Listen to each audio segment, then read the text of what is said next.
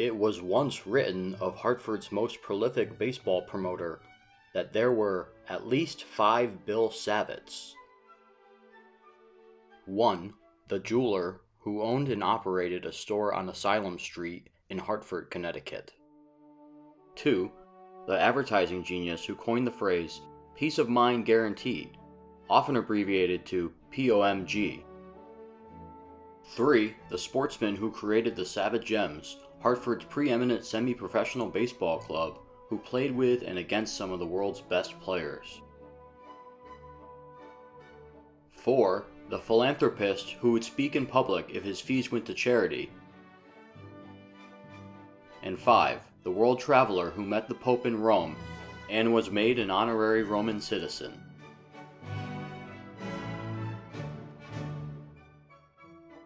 William Myron Savitt was born in Springfield, Massachusetts on March 9, 1901, to Harold and Hattie Savitt.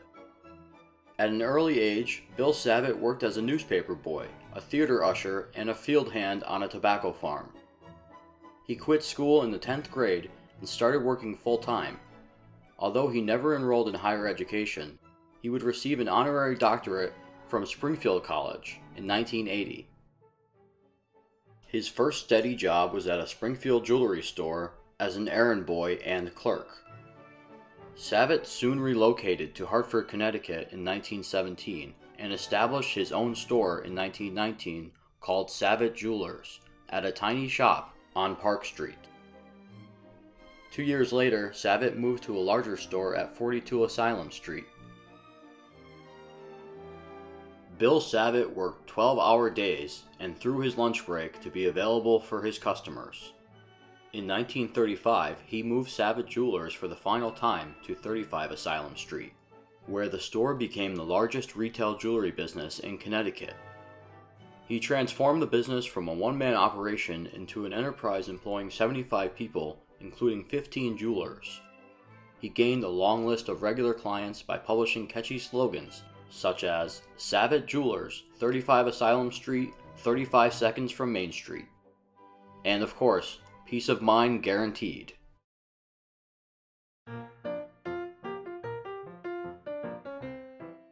Throughout his life, Bill Savitt was a devoted baseball fan, especially of Hartford-based teams, but also of the Boston Red Sox. During the 1930s and 1940s, Savitt sponsored and organized a baseball club known as the Savitt Gems. Amidst the Great Depression and World War II, thousands paid admission to witness the Gems oppose professional clubs, semi-pro teams, barnstorming outfits, local amateurs, and famous stars of the national game. Thanks to Savitt, Hall of Fame legends played in Hartford during the golden age of baseball. Babe Ruth, Ted Williams, Jimmy Fox, Satchel Paige, and many others played in games for and against the Gems. Savitt's team sustained his passion for baseball, promotion, and philanthropy, all of which further popularized his jewelry business. Savitt Jewelers never ceased to function, and he made sure that baseball was a continuing source of entertainment in Hartford. However, Savitt's primary motive for promoting the Gems was to benefit the greater Hartford community. He led efforts to organize charity games for Camp Current, the Red Cross, the United Service Organizations, and many others. Savitt was often spotted in the sports section of the Hartford Courant or the Hartford Times newspapers, gifting watches, medals, and trophies to athletes and youngsters.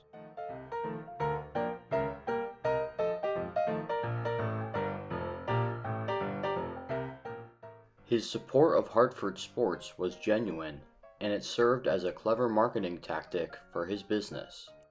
While running the jewelry store, Bill Savitt embarked on his lifelong baseball journey in the spring of 1929. Savitt decided to sponsor a team in the Hartford Twilight League, also known as the City Independent League at that time. He rebranded Hartford's Cardinal Athletic Club to Savitt's Cardinals, who competed for the league title against top amateurs in the greater Hartford area. The team was made up of mostly Hartford residents. On September 28, 1929, at Colt Park in Hartford, the Cardinals met the Grocers in the first championship game of the Hartford Twilight League. Savitt's team was shut out 7-0 by the Grocers 9. Savitt recommitted to the Hartford Twilight League in 1930 and created a new team called the Savitt Gems.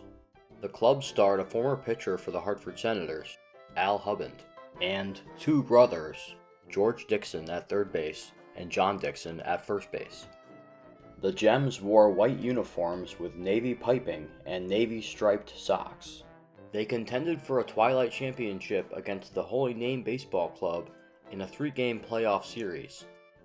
Leading the Holy Name 9 were a pair of brothers, James Jigger Farrell at first base and Tommy Farrell in left field. At shortstop for the Names was a future pro, Bert Meisner, while local ace Click McGrath handled mound duties. On Tuesday, August 19, 1930, a crowd of more than 7,000 spectators gathered at Colt Park. Nelson Lefty Buckland allowed just 3 hits, guiding the Savitt Gems to victory by a final score of 5-2. At an awards banquet later that year, Bill Savitt gifted each Gems player a gold watch and a lobster dinner. The Savitt Gems returned to the Hartford Twilight League for the 1931 season, continuing to dominate. Savitt recruited new pitchers, Walter Berg from the Springfield Ponies of the Eastern League, Art Boisseau of Dartmouth College, and Russ Fisher, an amateur hurler from Scotland, Connecticut. First baseman and player manager Tommy Sipples was the team's best hitter.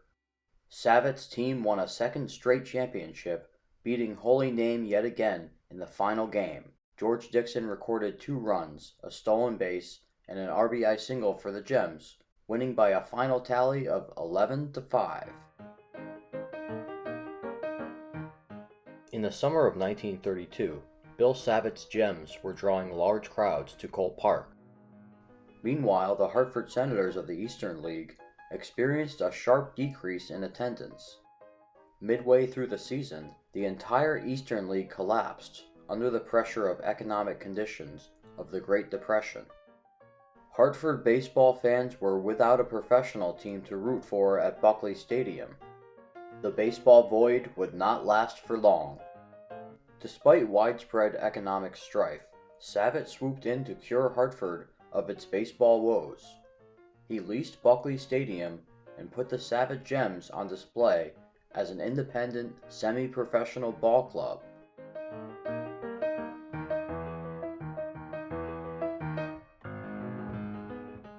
More often than not, the Gems played games at home due to Buckley Stadium's excellent playing surface and central location.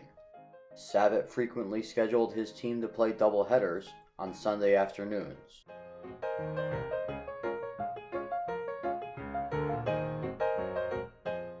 Bill's younger brother Max Savitt, an attorney and later a circuit court judge, also supported the Gems as a sponsor. The Savitt brothers signed several professional players, adding to a roster of several Hartford Twilight League players. This semi-professional formula would captivate baseball audiences in Hartford for the next 2 decades. In addition to featuring his Gems at Buckley Stadium, Savitt used the ballpark to support civic life. He hosted numerous benefit games to fundraise for local causes. For example, in the summer of 1932, the Savitt Gems faced off against a local pitching phenom, Pete "Lefty" Naktenis. The Hartford Public High School hurler played for the Frederick Raff Company team, a refrigerator retailer in Hartford. The Gems seized the game by a score of 4-2. Bill Savitt and Frederick Raff donated $5,979.99 in ticket sales to Camp Current after the game. Later that summer, the Savitt Gems won their 3rd straight and final Hartford Twilight League championship. After leasing Buckley Stadium, Bill Savitt attempted to recruit New York Yankees slugger Lou Gehrig, who had just swept the Chicago Cubs in the 1932 World Series. The Iron Horse was well known in Hartford because Gehrig had made his professional debut at the age of 18 with the Hartford Senators in 1921. Then he signed with the Senators again in 1923, propelling them to an Eastern League pennant. By the time Bill Savitt inquired about hiring Gehrig in 1932, he was a three-time World Series champion and American League MVP. The price to land Gehrig for a single game appearance was $500 and half of the gate receipts. Savitt determined Gehrig's price to be too steep and pleasantly declined via telegram. However, as Savitt had proved in the past, he would not be discouraged by the occasional defeat. Savitt welcomed all sorts of baseball clubs to Buckley Stadium. The first independent club to take on the Gems was McKesson Robbins of Bridgeport, Connecticut. Manufacturing company teams like the Meriden and Silkos were common foes. Other opponents included the Bridgeport Bears, New Haven Chevys, and clubs from Branford, Norwich, Torrington, Waterbury, and Windsor. On October 2, 1932, the Gems met the New Britain Falcons at Buckley Stadium. Savitt signed Rabbit Marinville of the Boston Braves as a guest star to bat leadoff. Jigger Farrell played left field and hit second in the Gems lineup. Former Boston Braves outfielder John "Bunny" Roser hit third, and former New York Yankees catcher Hank Carlin batted cleanup. Tommy Sipples hit fifth and blasted a home run in the game. Eastern League shortstop Don Curry batted sixth and compiled 3 hits on the day. Former Hartford Senators pitcher Johnny Miller hurled an excellent game, allowing 1 run on 5 hits. With their best lineup yet, the Gems beat the Falcons by a score of 4-1.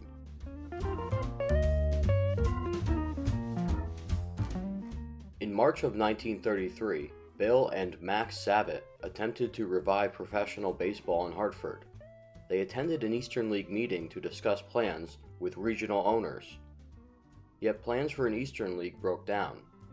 The Savitt brothers leased Buckley Stadium for another season while the Hartford Senators remained out of contention. Growing ever busy with his many pursuits, Savitt then delegated baseball operations by hiring a business manager named Walter Hapgood. As a former front office executive of the Boston Braves and a president of the Montreal Royals, Hapgood was well connected among professional teams and players. He was sometimes called the P.T. Barnum of baseball. Savitt and Hapgood ran the Gems like a professional club, while wooing major league and traveling teams to Hartford. The Savitt Gems of 1933 were coached by former Hartford Senators manager Bill Gleason. Big leaguers such as Bruce Caldwell, Pat Loftus, and Robert "Red" Munn joined as full-time players. Out-of-work Eastern leaguers George Underhill, Cy Waterman, and Henry Pop LaFleur glowed for the Gems. They entertained large gatherings of fans at Buckley Stadium against teams like the Detroit Clowns, Pennsylvania Redcaps, House of David, and the Georgia Chain Gang.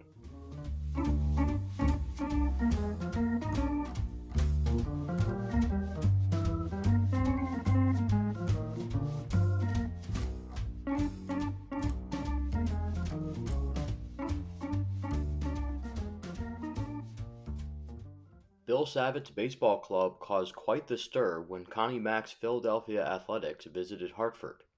During harsh economic times, Savitt made a risky payment of $500 to guarantee the game. On June 15, 1933, the Athletics traveled to Hartford on a train that accidentally derailed. The A's and their power-hitting first baseman, Jimmy Fox, safely arrived an hour late to the ballpark. Connie Mack took another train that was delayed in Philadelphia, and he ultimately was unable to make the trip. Ready or not, the A's handled the Savitt Gems easily, winning by a score of 6-1. Gems batters were no match for the pitching of Big Jim Peterson, who earned a complete game win. Fox, the major league leader in home runs at the time, was held to a base hit. A few days later, Connie Mack telephoned Bill Savitt to thank him for hosting his athletics, asking, "Is there anything else I can do for you?" To which Savitt replied, "Just tell the other teams what kind of guy I am."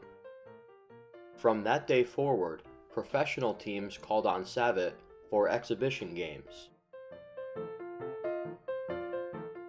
On August 2, 1933, Savitt and his Gems met the Boston Red Sox in another Buckley Stadium blockbuster. On a hot and humid day, the Gems sparkled brightly behind their newest big league signing, starting pitcher Bill Morrell.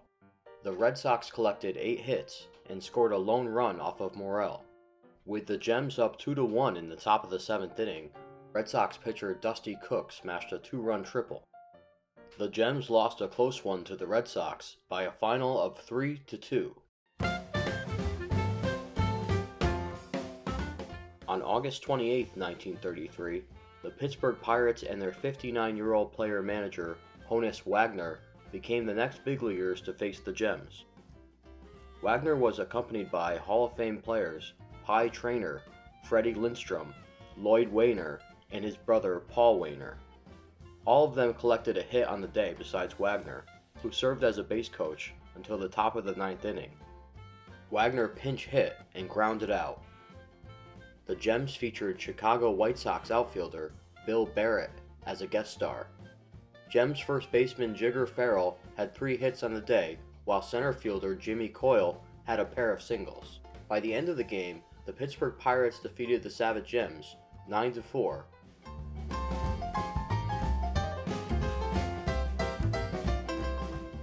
As Bill Savitt revolutionized Hartford sporting events, he also created a more inclusive baseball community. Savitt quietly became a trailblazer of baseball integration more than a decade before Major League Baseball permitted people of color. He was one of the first baseball owners in the nation to open the game to minority players. During a highly segregated time, the Savitt Gems hosted all persons of color at Buckley Stadium. As a progressive thinker and a humanitarian, Bill Savitt refused to discriminate based on race or skin color. Savitt organized integrated games between Negro League teams and his Gems on Hartford's grandest stage. The Brooklyn Royal Giants, New York Cubans, New York Black Yankees, Boston Hobos, and the Schenectady Black Sox were billed as perennial contenders of the Gems.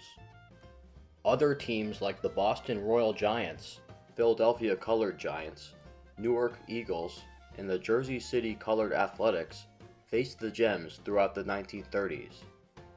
There were also barnstorming outfits like the Hawaiian All-Stars, led by player-manager Bucky Lai, as well as Mexico's Carta Blanca Baseball Club, featuring pitching ace Luis Longoria. Even a popular female player named Jackie Mitchell was Savitt's guest of honor in the summer of 1933.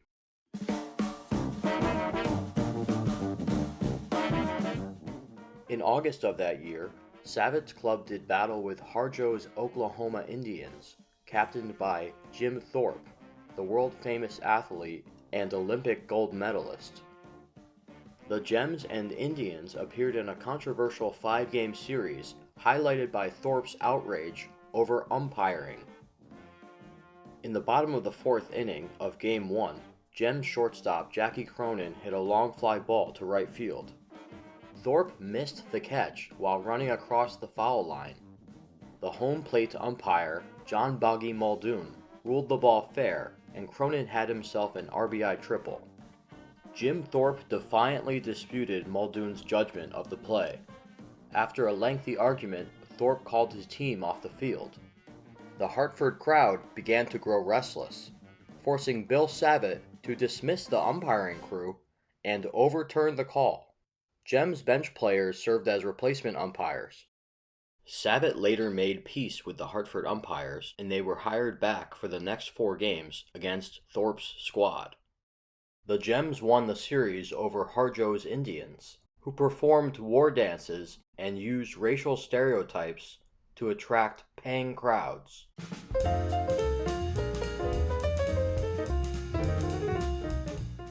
Bill Savitt bucked the trend of prejudice in baseball. He recruited a black Buckley High School graduate named Johnny Schoolboy Taylor. The young ace pitcher appeared in an exhibition game against the Gems on September 24, 1933. It was then that Savitt first encountered Taylor's speedy fastball and sharp curve. Batters scratched only 3 hits off of Taylor, who had 9 strikeouts. However, he had 8 walks and yielded a 3-0 loss to the Gems. Savitt would pursue Johnny Taylor even though black athletes were barred from organized baseball. Taylor, often referred to as Jackson Taylor in the Hartford Current, made his debut for the Gems against the New Britain Falcons at Buckley Stadium on October 8, 1933. The 18-year-old was marvelous, but lost in a pitching duel 1-0. His next performance came on the last game of the season in another matchup against New Britain. Taylor was effectively wild. He struck out 17 and walked 10 in a complete game, 4-2 win for the Gems.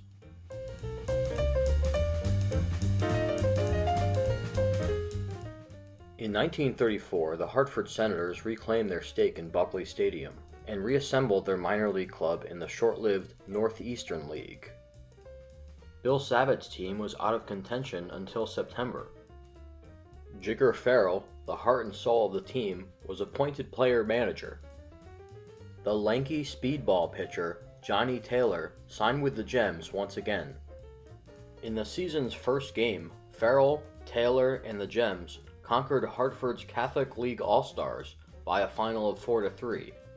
Taylor not only tossed a complete game, but he also batted in the game-winning run. Johnny Taylor cemented his reputation as Bill Savitt's ultimate ace for hire on October 10, 1934. At Buckley Stadium, Taylor threw a no-hitter against the Philadelphia Colored Giants. Then, Taylor signed with the Negro National League's New York Cubans at the age of 19. Knowing that his homecoming would draw large crowds, Savitt hosted Taylor and the Cubans twice during the summer of 1935. Taylor whirled a shutout in the first game, but lost the second matchup to a strong Gems lineup.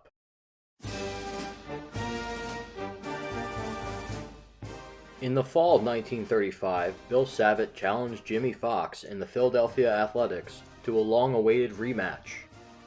He enlisted Bridgeport native and former Boston Red Sox pitcher Johnny Michaels to hurl against the Athletics. Michaels grabbed headlines for his unexpected complete game victory, 3 base hits, and game-winning run. Jigger Farrell and Tommy Farrell also shined for the Gems, each collecting a pair of hits. While Connie Mack tended to a family engagement, Jimmy Fox served as manager. The Beast was held hitless and made a rare pitching appearance to end the game. The Gems conquered the A's 6-4, asserting themselves as one of the best semi-pro clubs in the nation. Bill Savitt's club fielded a multitude of professional caliber players in 1936. Everyday names included brothers George Bushy Capura and P. Capura, minor league catcher Wally Dunham, and Hal Beagle, an outfielder from New Britain. Sam Hyman, Frank Coleman, and Jackie Kelly were among the Gems' pitching staff. There were also amateurs donning Savitt's uniform, such as Hop Dandurand, a strong-arm shortstop, Johnny Campion, a right-handed slugger from Hartford, and Audie Farrell, Jigger's younger brother.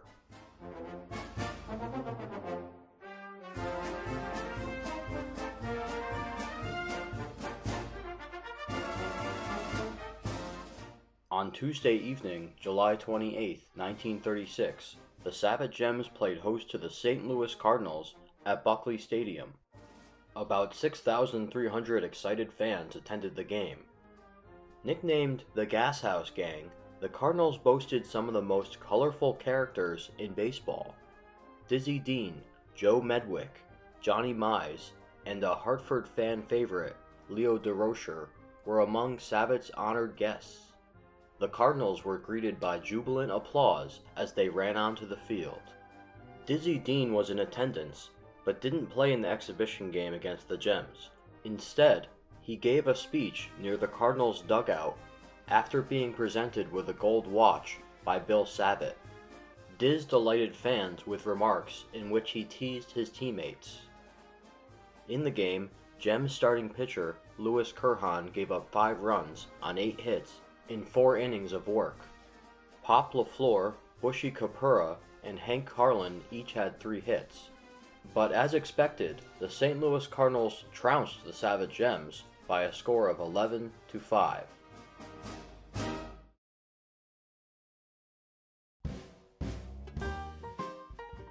That same year, Bill Savitt welcomed back Johnny Taylor of the New York Cubans, along with their player-manager, Martin Dihigo. Taylor fanned 18 batters and shut out the Gems 11-0. The next season, Taylor thrilled spectators when he switched sides and tossed a 22-strikeout, 20-inning performance for the Gems. He edged the Philadelphia Colored Giants 6-5. 3,400 fans witnessed the game, which lasted 4 hours and 15 minutes.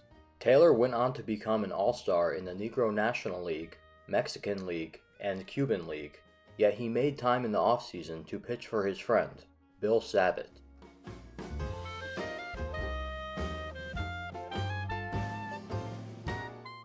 In August of 1937, Savitt staged a surprise party for Bob Feller and the Cleveland Indians at Buckley Stadium.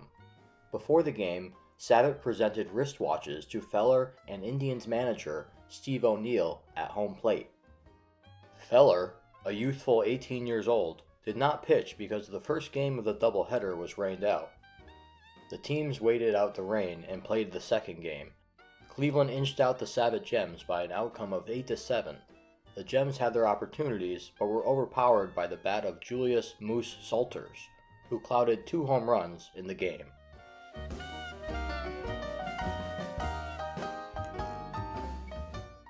In 1938, Bill Savitt and his Gems acquired hometown hero Pete "Lefty" Naktenis. The Hartford native had become a Duke University graduate and a former member of Connie Mack's Philadelphia Athletics.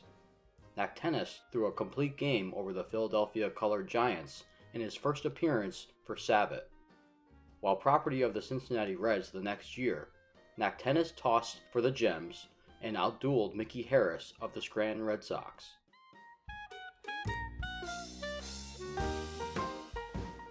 Savitt eventually organized a game between his Gems and the city's professional squad, the Hartford Senators. On July 1, 1940, a 40-piece marching band and 4,000 spectators were on hand to see Jim Hickey pitch the Senators to a narrow 6-5 victory. Hickey allowed 11 hits, 3 of them to Gems outfielder Jake Banks. Savitt's club out-hit the Senators, and the exhibition game raised more than $2,000 for the Red Cross during the early stages of World War II.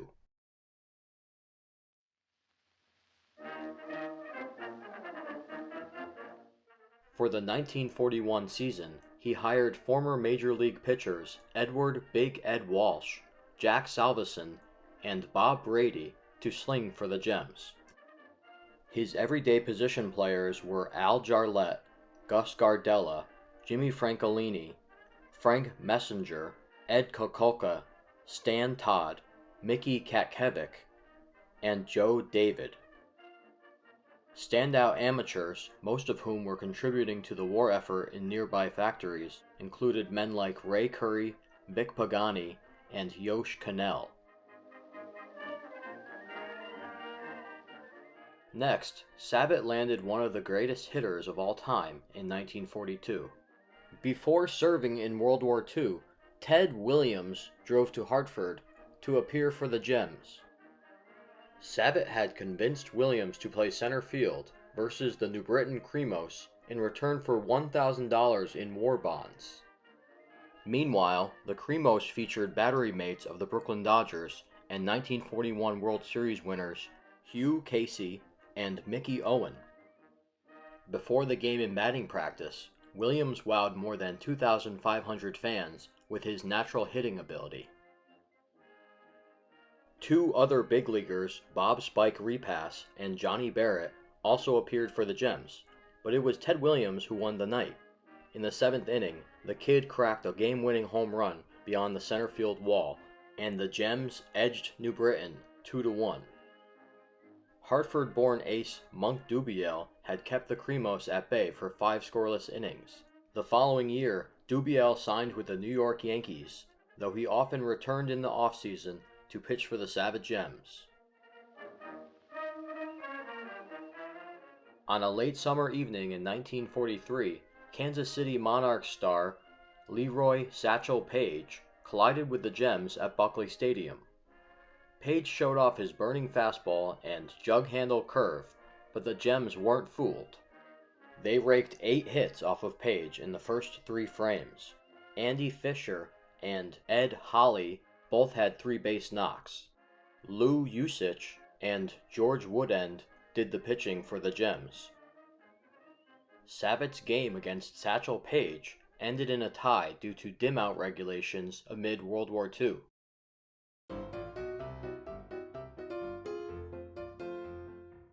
On September 7, 1945, Josh Gibson and Sammy Bankhead of the Homestead Grays challenged the Gems at Buckley Stadium.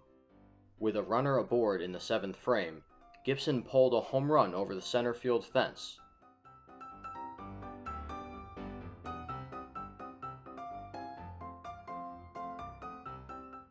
Hank Carlin, Ray Curry, and Joe Tripp each had a multi-hit day for the Gems. However, Homestead Grays pitcher Ernest Carter held the Gems scoreless for 7 straight innings. In the bottom of the 8th inning, the Gems rallied, but it would not be enough as Josh Gibson and the Grays defeated Bill Savitt's club.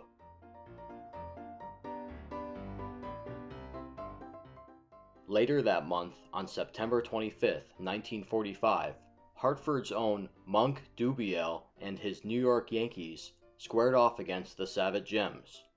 The Gems hosted the Yankees at Muzzy Field in Bristol, Connecticut. The Yankees demonstrated their superior firepower before 3,000 spectators. New York's right fielder Arthur Bud Matheny hit 2 homers. The Yankees won behind Dubiel, who permitted just 3 earned runs.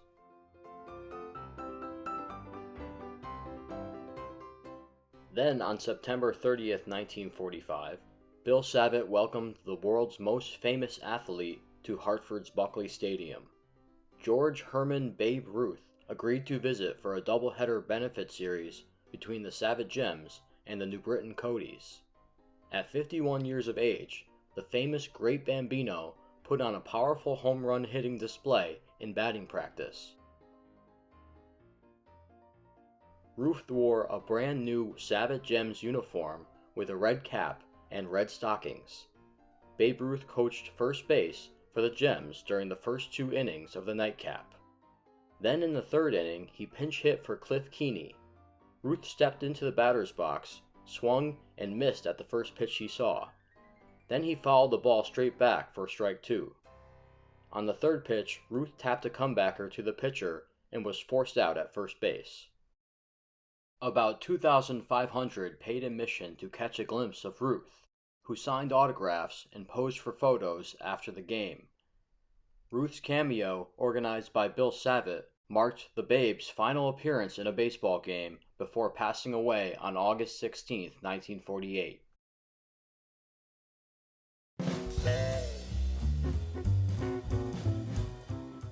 After the traumatic events of World War II, Bill Savitt focused on new opportunities outside of baseball.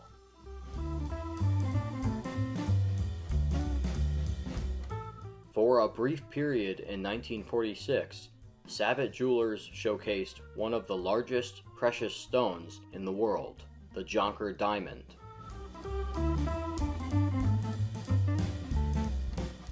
Savitt also became involved in radio that year.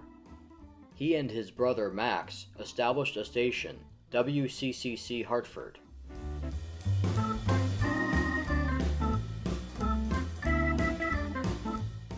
By By 1949, Old Blue Eyes Frank Sinatra had appeared on air with Bill Savitt at Hartford's Hotel Bond. As for Savitt's ball club, the Gems eventually disbanded at the end of the 1949 season, though he continued to support baseball by donating to the Hartford Twilight League. Savitt kept up with his former players by hosting Twiloop old-timer games at Dillon Stadium. Dozens of Gems attended the reunions, such as Johnny Taylor and Pete Nat Tennis, as did sports writers, umpires, and city officials.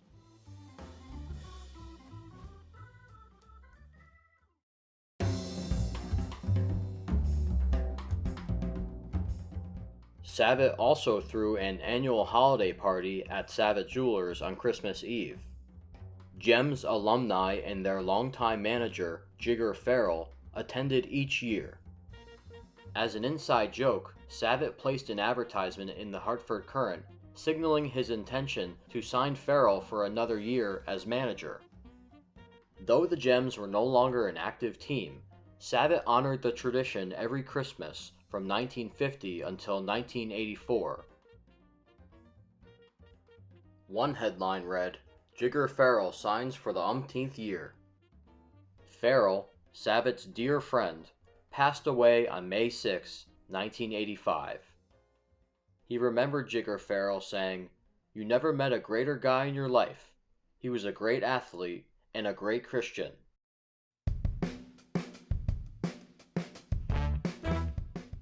Another close friend of Savitt was the prominent Hartford broadcaster and announcer for the Savitt Gems, Bob Steele. Savitt and Steele bonded over shared interests. They complemented each other personally and professionally for decades by promoting one another in print and radio ads.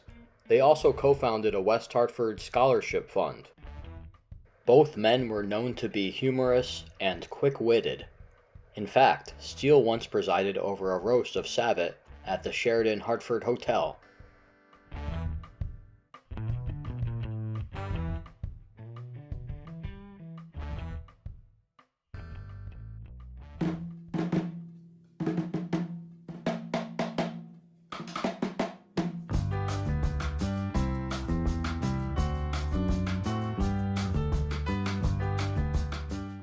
In 1952, Savitt became chairman of the Hartford chapter of the Red Cross. His ideas for economic recovery after Connecticut's 1955 flood disaster brought about change in Red Cross policy.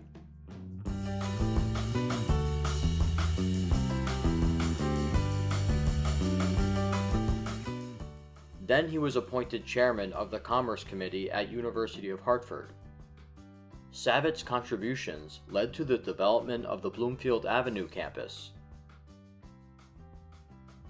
Hartford's Nathan Hale chapter and New Britain's Elpis chapter of the American Hellenic Educational Progressive Association chose Savitt as Hartford County's Outstanding Citizen in 1960.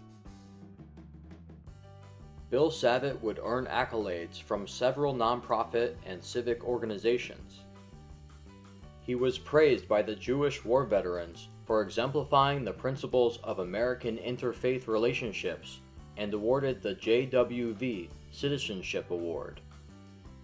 The Greater Hartford Junior Chamber of Commerce gave him an Outstanding Boss honor. Savitt received a certificate from the Veterans of Foreign Wars for meritorious service to veterans both during World War II and after the war.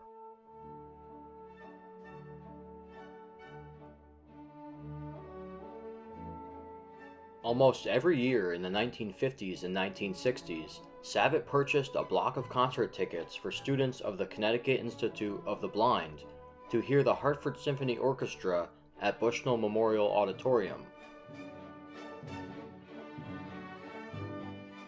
He sponsored thousands of young athletes and donated hundreds of trophies to organizations for athletic achievements in the Greater Hartford area.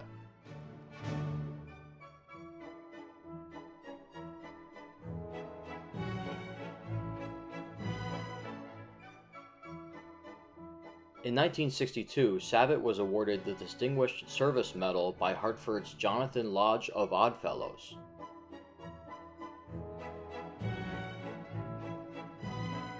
During the latter half of his life, Bill Savitt collected more awards for his philanthropy and public service.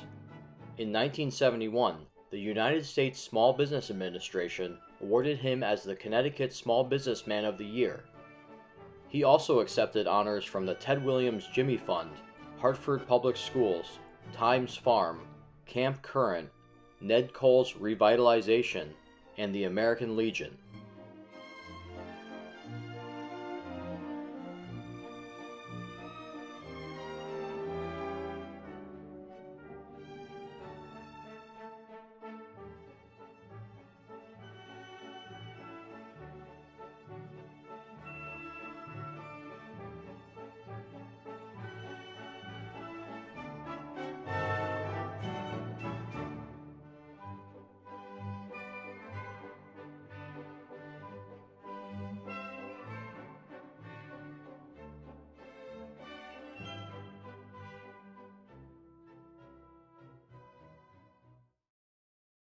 Honors bestowed upon Savitt were countless. He was recognized by the National Conference of Christians and Jews. Savitt was a member of Emmanuel Synagogue of West Hartford and served on the synagogue's board of directors. On April 30, 1987, William A. O'Neill, 84th Governor of Connecticut, proclaimed the day as Bill Savitt Day. The city of Hartford named the street Savitt Way in the North End, which still exists today.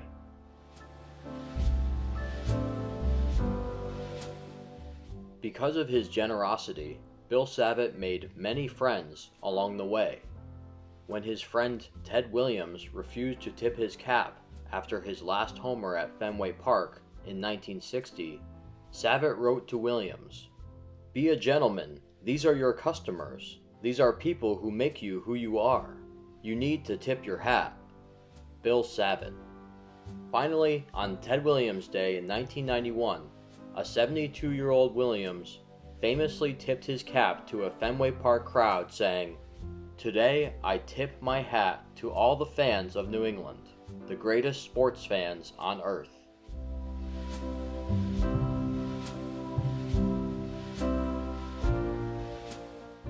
Bill Savitt passed away on March 14, 1995. He left behind an immense legacy of charity and goodwill. Many remembered him for keeping business and baseball alive in Hartford. Few Connecticut men have made a bigger impact as a baseball promoter than Savitt, the King of Diamonds.